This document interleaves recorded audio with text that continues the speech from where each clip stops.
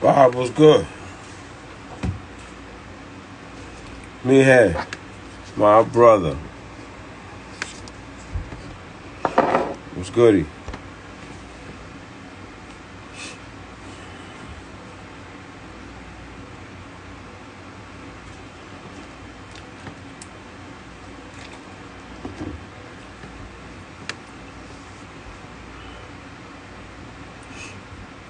What's the word? What's the word?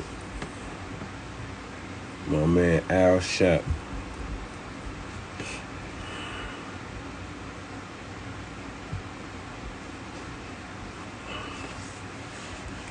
Gotta get to it.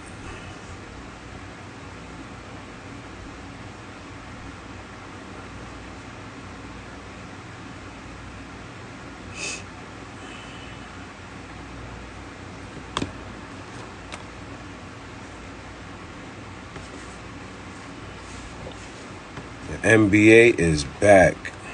Melo was good. NBA looked like AAU games. Like Trot said. Trot hit me up earlier and told me that. It looked different with no fans. It don't look like real basketball. I dig it though.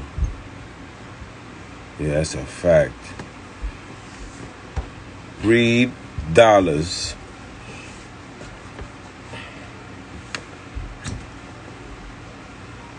Yeah, it looked different. Without the crowd. The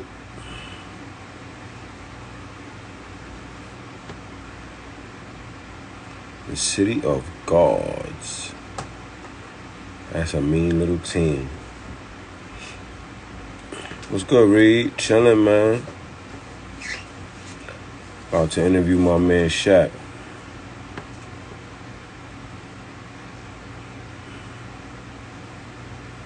See what he talking about. I'm gonna put up that game, the 2 games from our chips. I'm gonna put them up next week. That's a fact.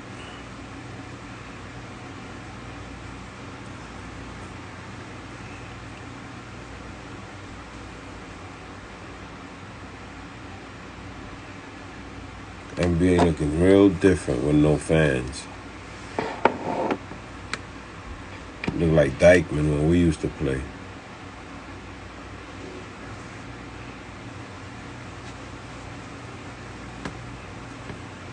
Shit empty. They should just give them t-shirts, not even jerseys.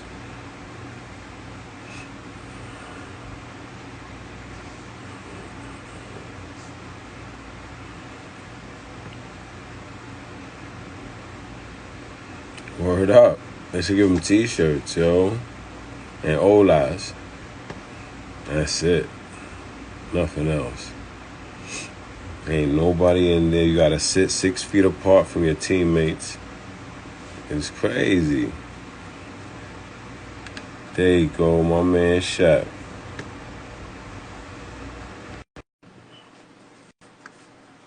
Sometimes they do the noise. You get to hear them talking shit too. Shep, what's good? Yo, what's up, my brother?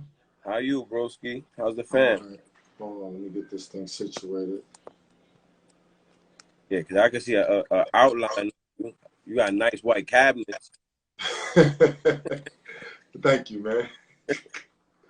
Congratulations on what you're about to do, on your engagement and all that. I just got Yeah, married last year. It's different. yeah, man. Yeah, man. You know, next steps, man. That's what's up. Good for you. Appreciate that, man. Everything good though? Everything good, man. I can't complain. Grinding, working hard. Yeah, I see you working with kids. That's a beautiful thing. Yes, sir. Let me not hold you up too much. We get right to it, brother. Got At you. what age? At what age did you start playing basketball? Age probably. I probably had a basketball in my hand. Definitely by 5. 5 years old. Yeah, So you came up with it always. always. No sports. It was basketball from the beginning. Yeah, there was no other. I tried one other sport when I got a little bit older. Yep. And realized getting hit in football wasn't for me. I'm with you. I liked a lot of sports. I like baseball, but Yeah. it was too boring for me. I wasn't active enough.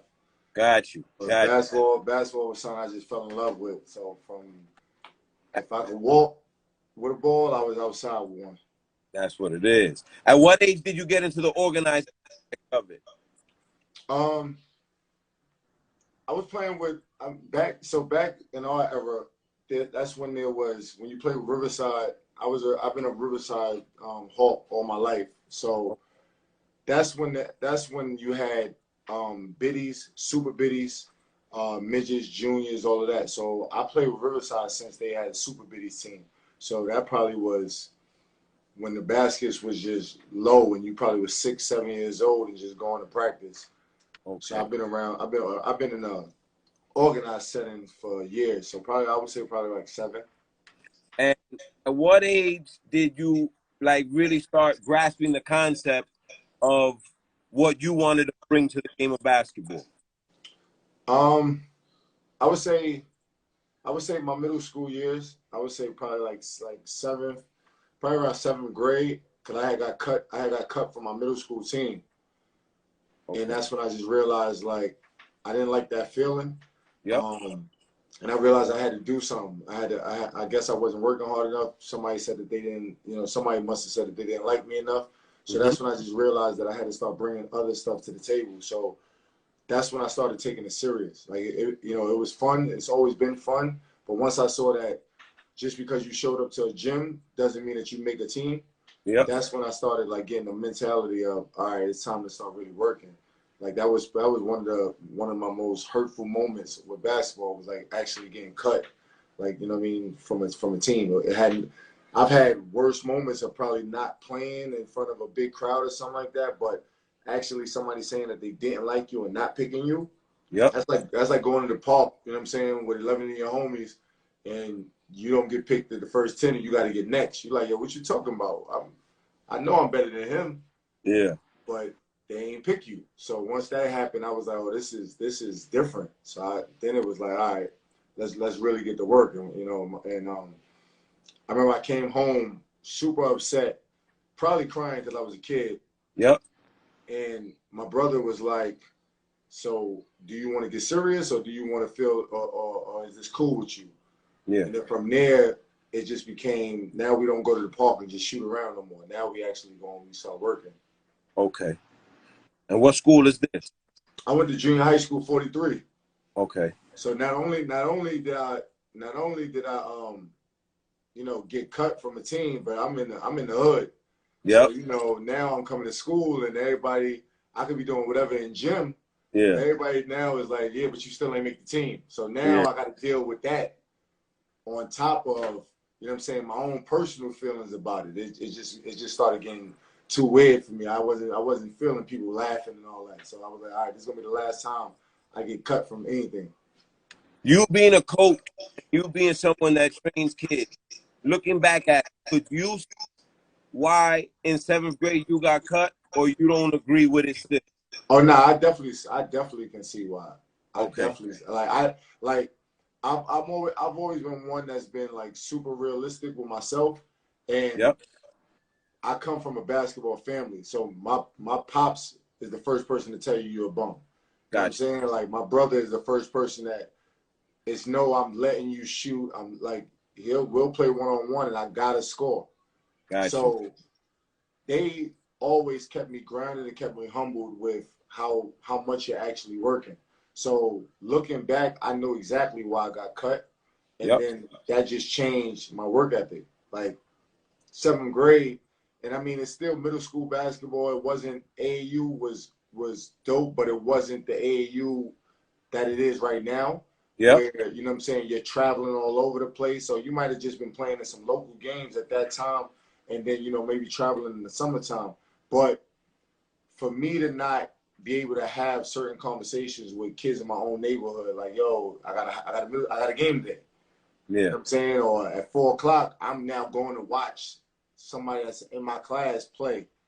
And that's, in a school game, I wasn't with that. So I just was like, all right, we gonna work. So put in that work over the summer between 7th and 8th grade. Were you playing AAU still at that point? I still was playing AAU, and even then that wasn't easy. Like even then that wasn't easy because I feel like the year that I got cut Yep. also is a hurtful year developing because I'm not getting the reps in games. So now I'm playing at Riverside on our stacked, you know what I'm saying, A or B team, whatever the case it may be. But you got guys who the coaches are now in favor of because they seen them at their middle school games. Got you. You know what I'm saying? So now it's like me, I'm basically starting all over again. Like I gotta get people back on my side. So from that 1 year of 7th to 8th grade, I still was playing AU, but it just wasn't it just wasn't the feel that I thought it should have been. Okay. So I then had to just, you know, train myself to understanding what it's gonna be moving forward.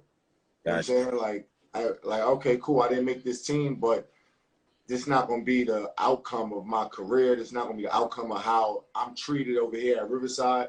Yep. Like, we're not doing that. Like, I'm going to show y'all that they were bugging. I might have messed up, but they was bugging. And now let's get to this. Okay. How does that summer go for you? Because I know you got a chip on your shoulder from going through what you went through. So not only are you trying to get better, you have a point to prove. Because Yeah, every ball player, you're going to try to get better regardless. right. You're working on your craft. But you're playing with a point to prove. So how does that go for you? That summer right there went different for me because that was the first time I realized like athletes actually have to sacrifice something. Okay. Like you gotta make a choice. You're either gonna be a kid and understand that you can do whatever you want every single day when you wake up, or you're gonna be an athlete. Yep. And if you're gonna be an athlete, the fun stuff of being a kid, you might miss the Great Adventures trip. You might miss the block party because you're working out. Yes. So that summer, and I'll never forget, because me and my father got a big argument because I wanted to go. Like I used to go to down to Alabama with my aunt. Okay. We could stay 2 weeks or whatever down there and just be in the pool, whatever. And he was like, "Nah, you ain't going. She don't have. She's older. There's no courts around her. So that's 2 more weeks of you not doing the work." And we was getting into it big, but it went from, you know, as a kid back then, of course, you in the park all day long. So now we call it 3 days. But then we call it 2 days or 3 days. We just used to be hooping for hours. Yeah, all day. All day long. You hoop, you go upstairs, your mom feeds you, you come back down, you hoop.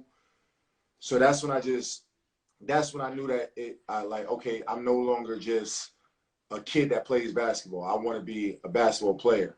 Got you. So that summer just changed it a lot. Like it just was, everything was just sports. It was nothing else. Like I just took away the stuff that normal kids would do. Like I wasn't going to Mount Morris Park into the you know what I mean, to the pool and all that. Like or the Colonial Young to the pool. I was just in the park. Like it just was, that was it. Okay. And going into your 8th grade year, with all the work you put in, what's your mindset? My mindset is definitely, I hope that the same coach is there. Yep. I hope that the same people is there. Yep. And I'm going to show y'all what I've been doing all summer long. I don't know what y'all been working. I don't know what y'all been doing. I don't care. Yep. But I'm going to show you exactly what we did all summer. And you're never going to be able to tell me no again. Good for you. How'd that go? Oh, that went great. that went great. I went from, you know what I'm saying, not getting picked to now he's a go-to guy. Right. So that just changed everything. And then our Riverside team, that's when I started, you know, that I think I had to prove to them because, of course, for the church, for the Chos back then, you know what I mean, guys was coming through. That was nice. So you had to earn that respect. You wasn't just picked because somebody liked you. You wasn't picked because you had a family member that played there before. You had to earn that respect. So I think that was a changing point for me with them as well. That's a fact. So how you play? How's your team doing with you now being the go-to? The kid that was left off the previous year. So now I'm sure they got to rearrange everything that they thought they was going to do because now you there doing what you do. How'd the season go for you guys? Season went good. Season went good. It was just, it honestly was like a shock to me because I didn't know what middle school basketball was like because I missed the whole year of it. Yeah. So I was playing to fit in to not offend nobody who was there the previous year. But I got the coach like, yo, what are you doing? I didn't pick you for this. Yeah. So that's when I understood, like, okay, I can score, and I've never been a selfish person, but it was like, if you're gonna give me the role of being a leader, then let me lead. Okay, now I'm gonna lead. And if I got a problem with a friend of mine who think I might be shooting too much, well, talk to the coach because I wasn't even here last year. But if I came in this year and I'm getting more shots than you, something is wrong on your end, not on my end. Yeah. So that's when I just started understanding the game of it. Okay. Like, especially for AAU, you know, Riverside, we pressed all day long. You know what I'm saying? Like we pressed for the whole time of the game. So, and we never had issues with a guy only getting 6, a guy only getting 8 because we was winning because of how much fun we was having by pressing, getting steals. So I never had a bad team or a teammate over there on the AAU side that didn't like me. Okay. You know what I'm saying? Because we were so used to sharing the ball, running the score up, all that type of stuff, because that's how we played. Yep. But now I go to, you know, now you go to 8th grade and I'm dealing with kids from the projects or whatever who don't really play basketball, but they're in the school. Like they're not basketball players. They just in the school and made the team. Yeah. Going to high school and playing high school basketball or college, that's not their life goals. Yep. But they can play right now. Got it. So now I'm dealing with, you know, the negative side from them. So it was like a little bit of a balance because I got negative over here, but on Riverside we loving everything that we doing. Got it. So that's when I just started learning how to become more zoned out. Focus on, you know what I'm saying, what I'm trying to get better at, but also focus on being a leader. Like, okay, cool, I can get 20 right now, but let me go get 14 with a win and still keep a couple guys happy. Facts. You know what I'm saying? So it just became it was like a little bit of a mind game for me. Okay. Especially because I'm thinking about, you know, at that time, you know, all your friends is your competitors. Like, especially in that era. So if I'm looking at things that some like Keegan might be doing over there in 8th grade at their school, or Jason Wingate and them doing over there at their school, and I know who's looking at them for high schools and where they talking about that they might go or whatever, and I'm not in that conversation because of I already had a year off of it. I'm not worried about how y'all feel. Absolutely. You know what I'm saying? Because I know that when it comes down to high school, I gotta again reinvent myself in front of a high school coach. So I'm not taking a step back for what y'all feel I should be doing. I'm working on my development. Absolutely. So and it helps when you got a crazy father and brother that's in the stands like, don't pass it. I don't care what he say. Don't pass it. Shoot it. So then like, all right, you can be mad, but as long as I'm pleasing them, I don't care. Get to it. You get into it. That's it. So that 8th grade year, pretty much for the schools, your coming out party, like you said, 7th grade, nobody got to see. Yep. Okay, so you're in your 8th grade and you're figuring out this game. You're excelling. You you're playing well. What's the high school decision-making process like for you? So high school decision-making, it's way different like now, of course, than it was. So if you was from 142nd Street, you were going to like your local school, which would have been FDA. Okay. So me being from 133rd, there was Thurgood Marshall. I didn't want to go there. Didn't like, you know, my mother and them didn't like the academic side. They didn't like the structure of the school. All right. Then there was Randolph. I wanted to go to Manhattan Center. I wasn't thinking about I wasn't thinking about Catholic school. I wasn't thinking about, you know, the Rice high schools or none of that. I was thinking about where I'm going for public school. Because that's what they, and you know, it sucks that the school system, I don't know, you know, back then didn't promote higher education to you. Right? Absolutely. You know what I'm saying? They promoted what was in the hood. Mm-hmm. So when I'm doing schools, they're not even exposing me to Catholic school. Oh, got it. You know what I'm saying? They're exposing me to FDA, Watley, Brandeis. Like they're exposing me to all these public schools. Yeah. And at that time, Randolph was one of the better academic public schools. Yes, sir. I knew Manhattan Center was good basketball wise. Mm-hmm. So I was like, I want to go there and hoop. Yeah. So, but my mom's and them was like, you live right here. It's right up the steps, and it's a great academic school. Okay. So I don't know what the team is doing. They were great for track. Yeah. But the team, so I don't know what the basketball team is doing, but she was like, you're going to go here because you're going to get a good education. So I never really was even exposed to, outside of knowing, you know what I'm saying, Mo Hicks or whatever from AAU side, I was never exposed to or Hollows and all that. So when guys was talking about that they was going there, I'm like, you going where? Mm-hmm. You know what I'm saying? The only Catholic school I was exposed to was Cardinal Hayes, and my brother got kicked out of there. Gotcha. And they told my father another Sheppard will never come through here. So we didn't even think about going there. Yeah, that wasn't even an option. That's where Randy went. You know what I'm saying? Yeah. With Father Harrison. Yeah. We didn't even have that conversation. Like, so I never was exposed to that.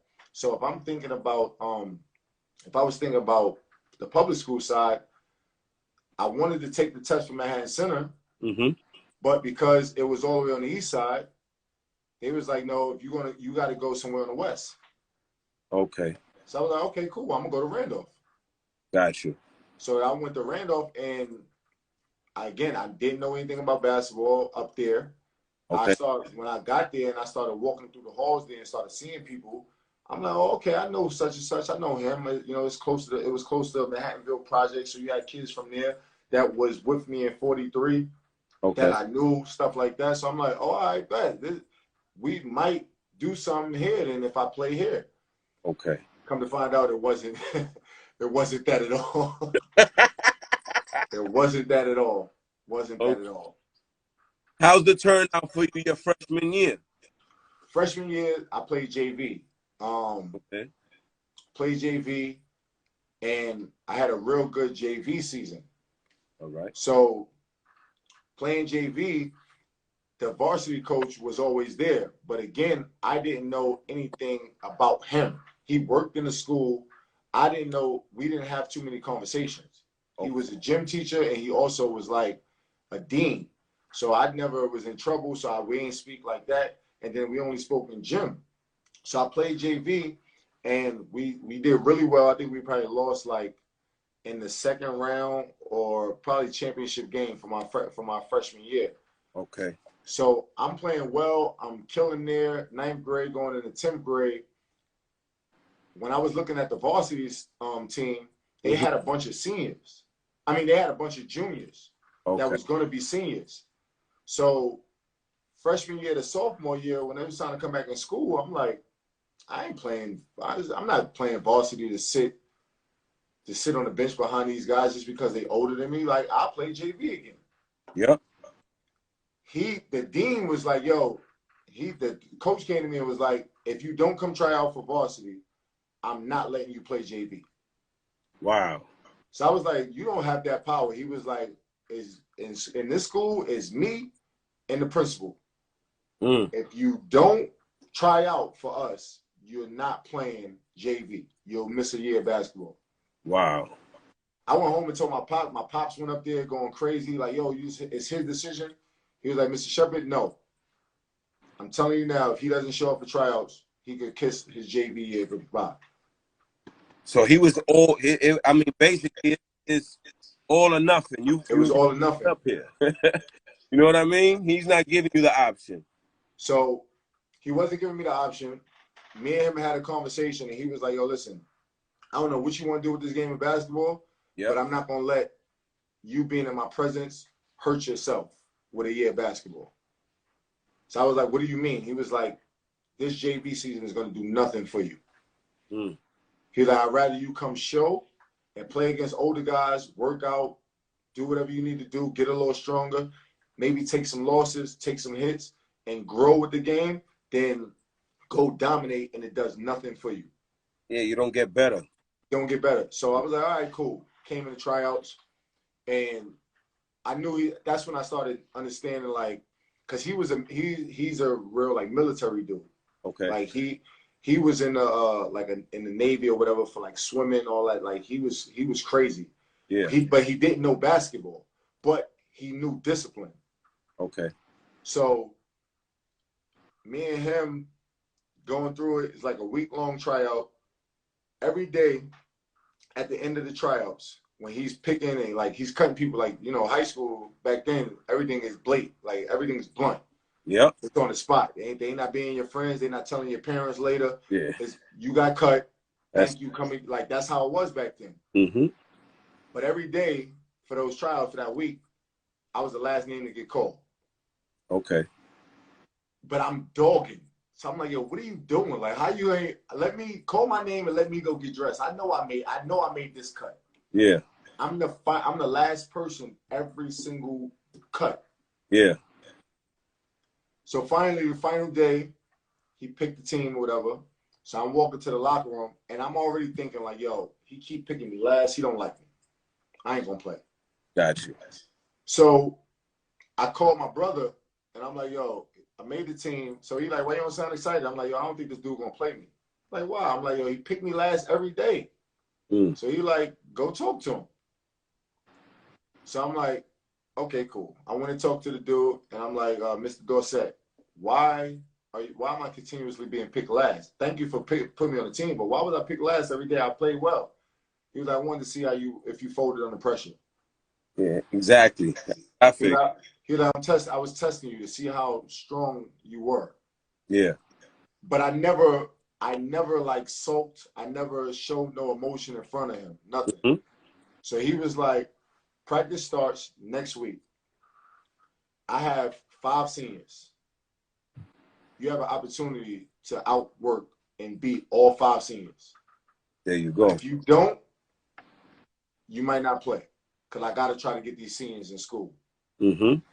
And from there, it just was, you're not going to be able to mentally mess with me. I'm going to mess with you, and I'm going to make your job harder, because I'm taking somebody's spot. In hindsight, it said he knew you would make that.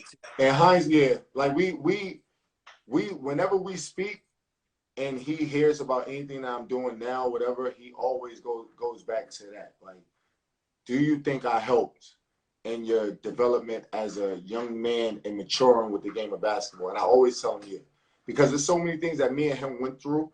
Yep. That I grew as a player. That I probably wouldn't have. The career might be different.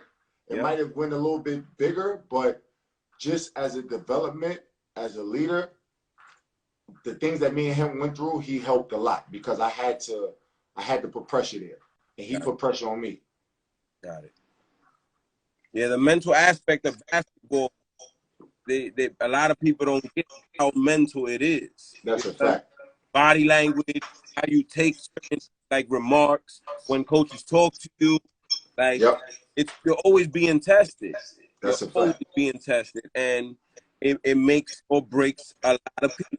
You know what I mean? That's a fact. So your first year on varsity, you already know that you're gonna outwork somebody to get their spot on that. Mm-hmm. Your coach pretty much knows that as well. So how'd that year go for you? That year went smooth, because it was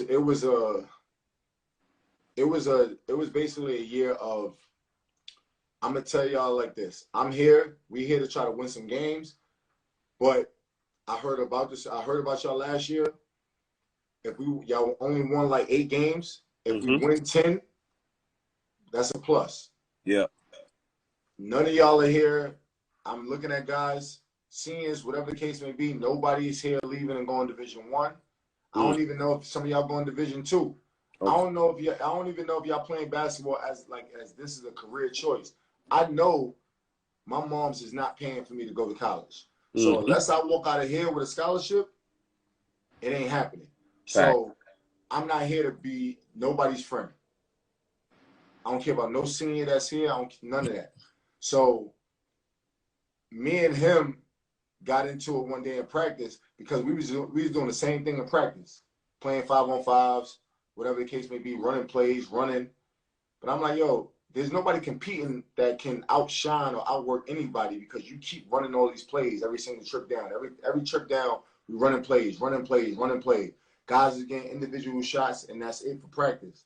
High school practice only an hour and 15 minutes anyway.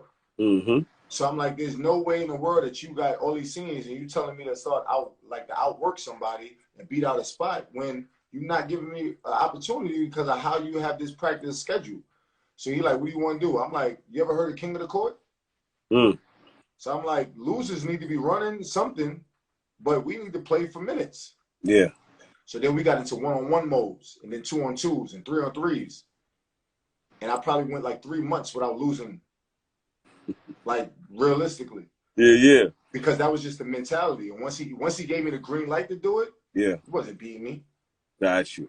And then that's when it was like, now he started yelling at the seniors, like, oh, you got this young kid coming and killing y'all, and he's taking minutes, and you don't believe it?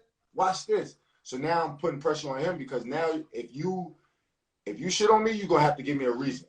Yeah, exactly. Because I done dogged him. I done dogged them 1-on-1s. I done dogged them in 2-on-2s. I done showed you how to play with other people. There's no way in the world that you're going to let this happen. And then from there, that's when it just was, I was, started the season. I was starting at the 3, and I never missed another game as a starter. That's your sophomore year? Sophomore year. Okay, and how'd y'all do? We suck. Just being honest, we suck. Like, every year we probably, I don't think I made the playoffs. I made the playoffs my senior year. I made the playoffs my senior year, but my sophomore and my junior year, we sucked. Like, I think my junior year, we lost first round. I think we got to the playoffs my junior year. Sophomore year, we was getting the hell beat out of us.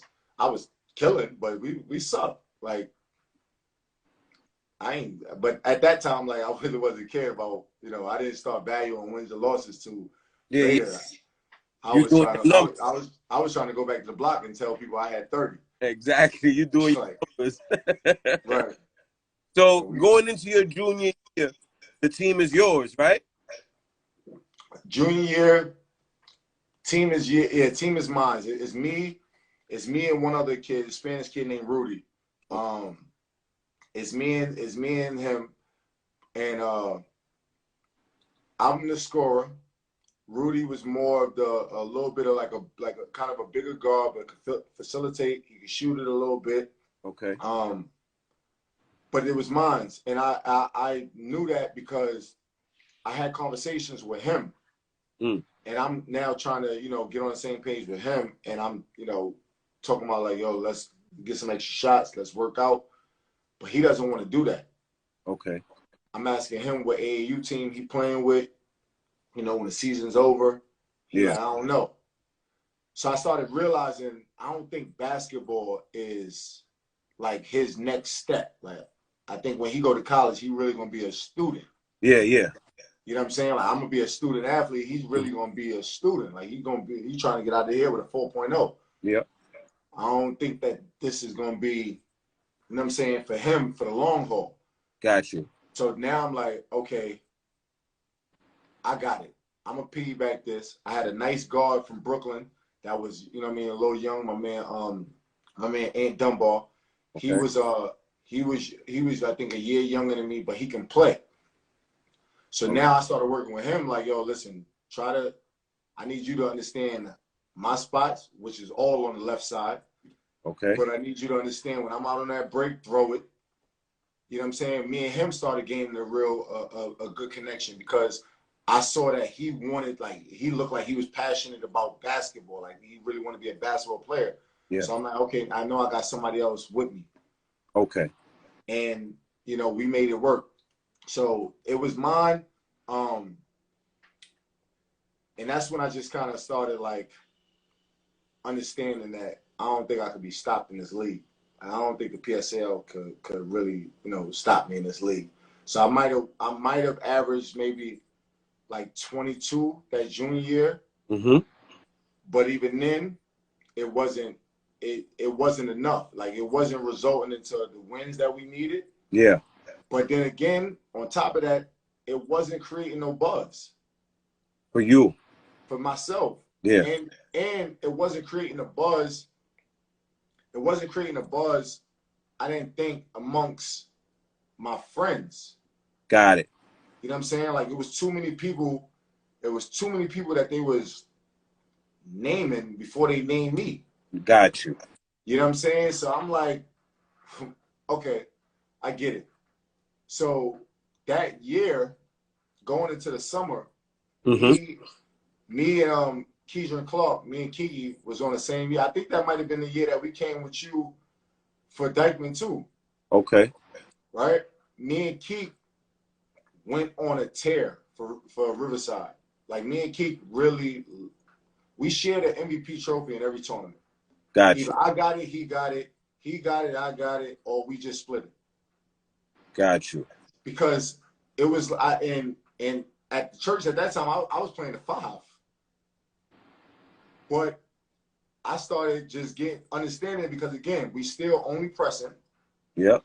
So now I got Bobby Santiago, I got Ricky, I got Keith. All of them is excelling as the guards because they're at the top of the press. Mm-hmm. He getting steals, Keith hitting transition threes. I'm in the back just waiting for somebody to get a rebound. So I'm like, you know what? Now we're not doing this no more. Let me show y'all how to handle the ball. So now every miss, I'm pushing on the break. I got nothing but shooters around me. I got nothing but killers on the wings. So now it was like, I know how I could go get 25. Okay. While Got you. they still getting what they getting. Yep. While Keek still hitting 5 threes in a row and making the whole park go crazy. Yep. I'm going to get this silent 25 that y'all might not care about, but when you look at this at the end of the game, you're going to be like, damn, how did they get 100? Yeah, because I came and brought something with it. So it just started getting, I started really understanding it. And that summer, like, once it was over, that's when I started making a big decision for myself. Okay. Because I was going to leave. I was going to transfer. Okay. For your senior year. Yeah, I was out. I was going to Lachlan. Lachlan messed it up. Got you. Lachlan messed up that bag. I was out. If you transfer from the PSAL to the Archdiocese, you could play right away? I could have played right away. Got you. Well, we was going to put in for a safety transfer. Okay. We was going to put in for the safety transfer to make it seem like, you know, I had issues in my hood. Yeah. My uncles and them lived in Brooklyn, and they lived down the street from Lachlan. So we was going to change the address and all that. I was out. And they was loaded. They was loaded, and that's what I was ready for. And I told, like, I had the conversation and all that. Like, listen, I ain't coming here to get 40. Yeah. I'm coming here to join, hopefully win, knock off what's going on. Mm-hmm. And then if I get 16, but we winning, I know, because I wasn't being recruited at that time. I have no letters. I have no junior year. My junior year, I have nothing. Okay. So okay. I'm just like, you know what? If I'm out and I got to come be a role player here, I know how to play a role and still fit what y'all got going on. Mm-hmm. But I just need y'all to help with what I'm trying to go through. Got it. So I was leaving, but they didn't want to. First off, my mother was already nervous. Once we got her convinced to even travel to Brooklyn, because Lachlan at that time was doing either 7 a.m. or 6 a.m. workouts. So I was jumping on a train from Harlem to Brooklyn 5 in the morning. Yeah. So once we got my mother convinced and she was over the scary part about that, I'm like, yo, if y'all don't come with some money to help us pay for this tuition for the year, yeah, y'all gonna miss out. Got you. They was taking too long with it. My mother, then I don't know what happened. Something happened over the summer, a big fight that made the news with Brooklyn and Harlem, like in the train station. Okay. And being that they was taking for so long, when she saw the news and saw that, she was like, "You're not going." Yeah, it was over. We called the AD and was like, "Yo, listen, you ain't gotta come. You ain't gotta come and sit inside this living room no more. It's over. You know, Got gone." So I went to my school in September, like right when the doors open. it. Mm-hmm. And the first thing I did is that senior year, I sat down with the coach, and I said, "Listen, I'm really considering transferring.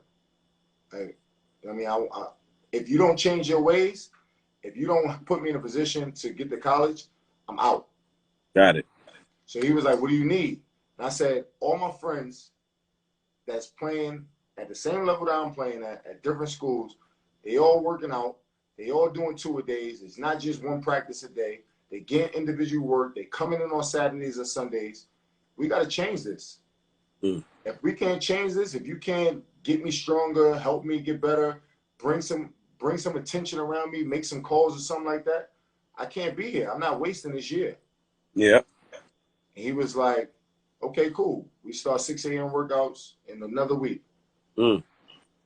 And then I told him straight up and down, if you don't have team, if it ain't a team thing, then I still open the doors for me. But they better understand I'm not passing. Basically, if you're gonna put in that work and everybody else is willing to, it is what it is. So me and my brother sat down, and he was just like explaining to me like my 3 years there. He's like, "Listen, y'all gonna suck again. Y'all ain't gonna win this. Like, Yeah. y'all ain't got no big time people coming in here. You couldn't get nobody transferred here. Um, Manhattan Center had a really good team. FDA had a really good team." He like, "You're not gonna get nobody to come with you, but I'm gonna help you with getting to the next level." Okay. So I'm like, "What do you mean?" So we sat down and we really like broke it down, because only time I came out the game is if I had a foul trouble or if I asked for a sub. And most of the time, if I asked for a sub, Coach Dorsett called a timeout. I Gotcha. really played the whole game. So he said, "You playing 32 minutes a game. You can't go get 8 points a quarter." Mm. So I'm like, "What?" And he like, you thinking that it's a lot. He was like, if you get two baskets in transition a quarter, you get to the free throw line, make 2 free throws a quarter, and you got the ball in your hands. If you can make a play and get to the rim and get a one-on-one basket, you trying to tell me that you can't get 8 points a quarter? Yeah. So when I start thinking about that, Yeah. and he broke it down like that, Yep. because when you start looking at the game or whatever, you like, "Yo, damn, I done got," you know how many people get 22 in the first half and then finish with 24, 26? 23 points. You know Yeah. what I'm saying? So when he broke it down like that, he was like, "Yo, stop killing yourself."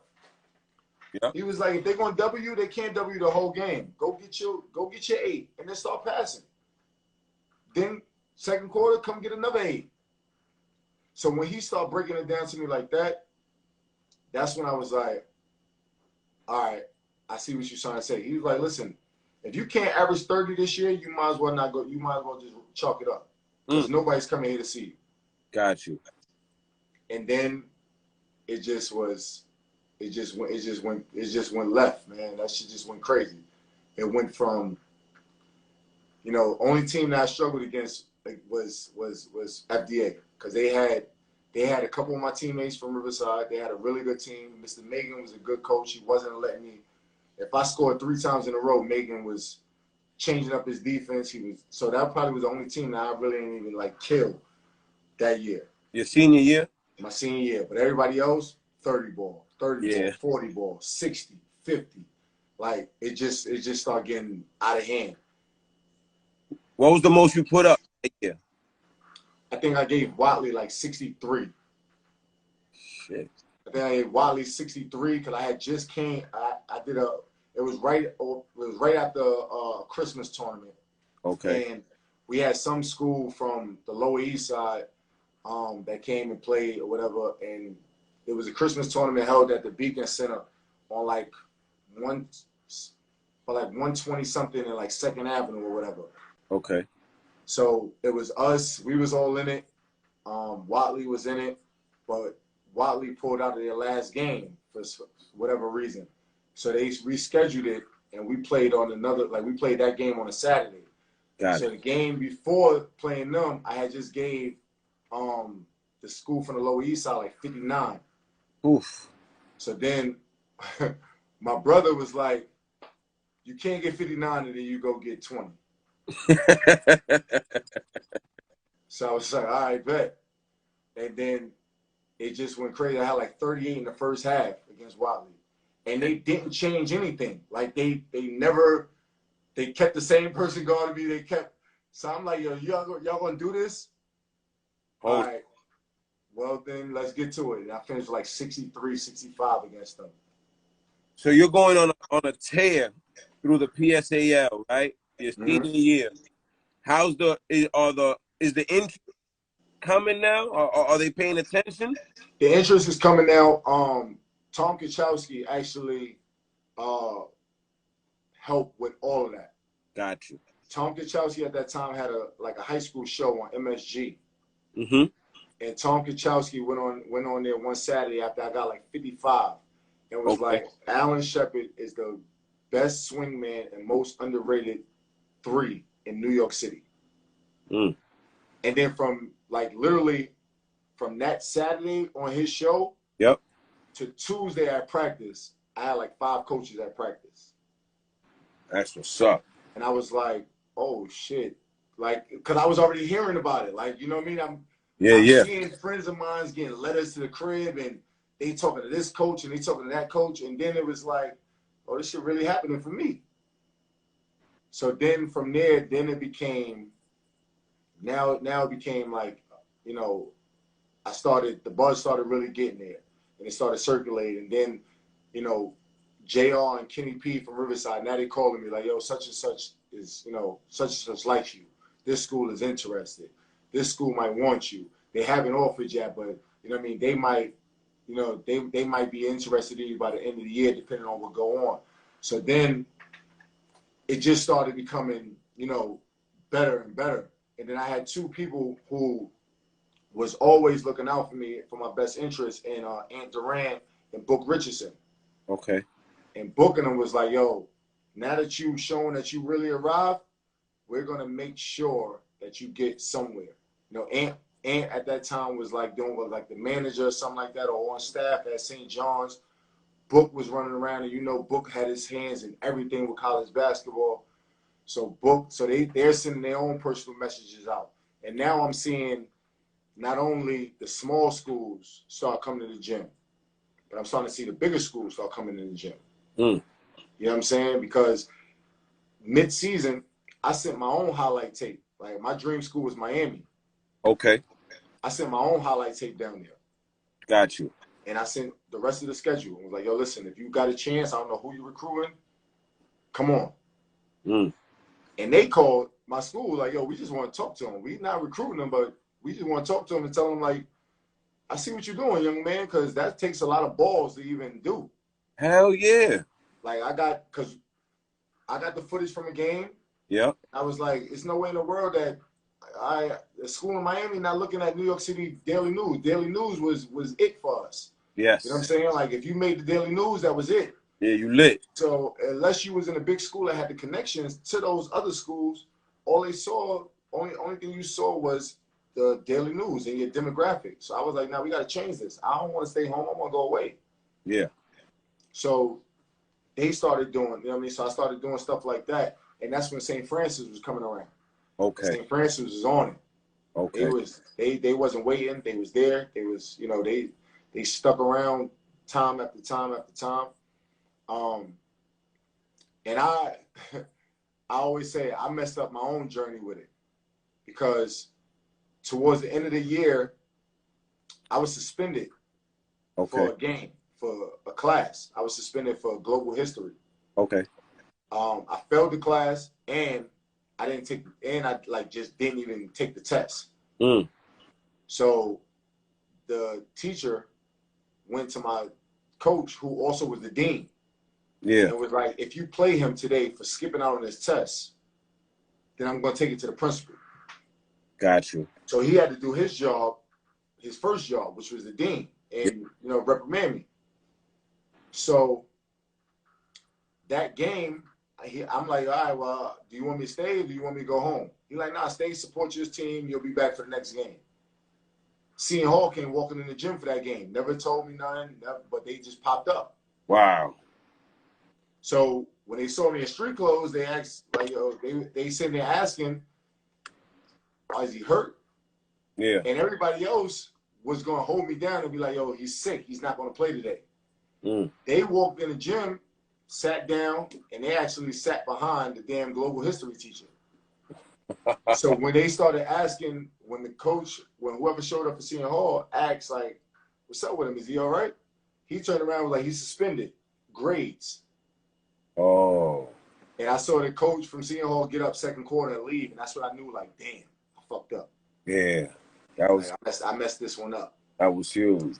You know what I'm saying? So it just went good. It just was, senior year just was outside of that, because, you know, that could go any way. I'm not saying, like, they never offered me a scholarship. That could go any way. Yep. But knowing that I had them in, like, I brought them to the building was even a blessing. Yeah. Yes. You know what I'm saying? So the interest still was there. It was offers, but it wasn't offers that I wanted. Okay. I felt like I could have went a little bit bigger. Okay. And I felt like I could have had some bigger offers. Like I had every school in the MEAC. You know what I'm saying? I had all the Morgan States, the Howards, all that. I had all that. Okay. But I felt like, where's the Manhattans, Ionas, you know what I'm saying? Like, how y'all not recruiting me? What I'm doing in the city. So I was even thinking about prep school. And, you know, I sat down with coaches at Riverside and was like, and this was before the playoffs started for us. We made the playoffs. And I sat down with them and I was like, I know we ain't gonna win just because of where we was at. But I'm like, when this is over, right before AAU season, I want to put it out there that, you know what I mean, I'm going prep. Okay. And they was like, nah, I think you could wait. Like, play this playoff game and see what's up. And in the playoff game, we ended up matching up against Park West. Okay. And Ramel Bradley, who ended up going to Kentucky, was at Park West. And me and Ramel had a battle. Like, I didn't guard him, he didn't guard me, but the atmosphere of the gym was, he's scoring on my guard, I'm coming down killing his man. Like, we literally went, I finished with 45, he finished with 42 in the playoff game. They beat us. Got it. But Ramel had about 3 schools there looking at him. One of St. Francis offered me the next day. After that game, because you had Ramel there, and, you know, once coaches started talking, they was like, who the hell is that playing against him? Yeah. And then I guess they jumped the gun with it, because they was like, if we don't offer him and get him now after this, and then he got to go into the summer, we're not going to get him. That's a fact. So once St. Francis offered right away, and I still took my visits everywhere else, and I was even thinking about going and doing something else. Yeah. But I just stuck with their loyalty. Like, because they was in the gym every week. They was at practice. Coach Breaker was showing up. If we had 8 a.m. workouts on a Saturday, he was showing up just to see how I worked, like how I worked out, if I showed up on time. Things like that. So once that started happening, I was like, I'm gonna stick with, you know what I mean, with who's loyal to me. And then I didn't make the grade, so I didn't graduate on time. Oh, I had to come back for a math class. Got you. So when I told them, and they never pulled a scholarship, I was like, I can't shit on them. That's real. Yeah, that's a fact. Like, that means that they really invested in me. That means that they really want me. Yep. They don't even just want the basketball me. Like, they're invested inside of me as a person. Yep. You know what I mean? They still sitting inside of my mom's crib. They asking my moms, do we need to get him any kind of extra work to make sure that, you know what I mean, when January hits, that he makes this grade. I was like, you know what? I can't turn my back on somebody that's been there all year. Yeah. And that's still willing to take a shot on me when I could be messing up my own destiny. So I was like, you know what? I just signed. Because I had other schools that were starting to come in. I was like, yo, if if we put you in a prep school, once you get out of here, then we'll offer you. And I'm like, nah, I ain't gonna. I don't even want to play that game. Got you. So they stuck with me, and then you know, I trusted the loyalty, and I stayed there. And going over there, did you know what was expected of you, or it was like you're gonna come and find your way in? To going to St. Francis? Yes, sir. I didn't know. Like I've seen them play. I had a OG in Bronski Dockery that went there. Yep. And Bronski, me and Bronski was from Harlem, so Bronski always held me down and let me know the ins and outs of things. I saw how they practice, but I have no clue. Okay. I have no clue, especially being a Prop 48, and I was gonna have to sit out. I didn't know who else was being recruited, none of that. So I just was like, I just was winging it. Kiki to St. Peter's. I know he always say that. Lecky didn't want me until I had a really good year. Got you. But Keek, he just said he fucked up the deal because Keek had a sweet deal set up. He did have something crazy set up, but Lecky didn't want me, and I ain't trust him. I trusted my man, and I ain't trust Lecky. Got you. So going into St. Francis as a kid, straight out of high school, what are your expectations? Because you're coming off of tearing up the PSAL, putting up legendary numbers, 40-piece, 50, 60-piece. So, you know, everybody, like, you know, if you're a ball player, you know, you may be the man on your team, but when you get to college, everybody was the man on their team too, somewhere else. Right. You know what I mean? That's a fact. How are you approaching this next chapter of basketball? I'm approaching it just like that. I'm thinking I'm about to come in here and kill everybody. There you go. I had no idea. Okay. I had no idea. I ain't have nothing. Like, we didn't have a weight room. You know what I'm saying, in high school. Yeah. So I'm coming in there 165 pounds. Yep. You know what I'm saying? Super skinny. And I'm walking in there and I'm like, God damn, what the hell going on? What they eating over here? Like, I'm sitting there and you know, I'm in my selfish mind. I'm like, I'm coming in here. I'm gonna be the man. I'm gonna be the freshman star. I'm gonna kill everything. Mm-hmm. And then when I was finally able to practice, I might be getting 5 shots for a whole practice. I'm like, yo, what y'all doing? Got it. Y'all ain't hear who the hell I am? Yeah. But I realized then I needed whatever I did to get here. Yep. It was time to start over. And step it up. Yo, Shep, you got 1.5 minutes. All right, we cut it off? I'm going to log out and then log back in. Bet. All right, bro.